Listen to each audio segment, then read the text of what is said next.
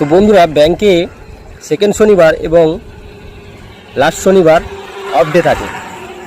তো এটাতে খুব সমস্যায় পড়তে হয়, অনেক সময় অনেক পাবলিককে সমস্যায় পড়তে হয়, যেমন আমি অনেকবার পড়েছি সমস্যায়। তো আমার এই ভিডিওটা করার উদ্দেশ্য যে কারা কারা এই সমস্যায় পড়েছো এবং এটা কি ঠিক সেটা অবশ্যই বলবেন কমেন্টে। তো অনেক সময় শনিবার আমাদের অনেকের ফ্রি থাকে বা ছুটি থাকে, সেই দিনটা হয়তো সেকেন্ড শনিবার বা লাস্ট শনিবার পড়ে যায়। তো সেক্ষেত্রে আমাদের যে ব্যাংকের কাজ আমরা করতে পারি না, তাই না? তো এবার কি অনেকে কোনো কেউ রাস্তা দিয়ে যাচ্ছে, ব্যাংকের কাজটা করে নিই ভাবছে, সেই দিনটা হয়তো সেকেন্ড শনিবার পড়ে গেল, তো সেক্ষেত্রে তার কাজটা হয় না। ব্যাংকে যে এই সেকেন্ড শনিবার এবং লাস্ট শনিবার পড়ে, তো এটা কি সিস্টেমটা ঠিক করেছে কি জানি না।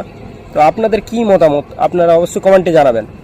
তো এখানে যে সেকেন্ড শনিবার এবং লাস্ট শনিবার যারা যারা হয়তো কাজের মাধ্যমে তারা হয়তো ক্যালেন্ডার দেখে না, ক্যালেন্ডার না দেখে চলে যায়, কিন্তু ক্যালেন্ডার তো আর সবাই দেখে যাবে না ব্যাংকে।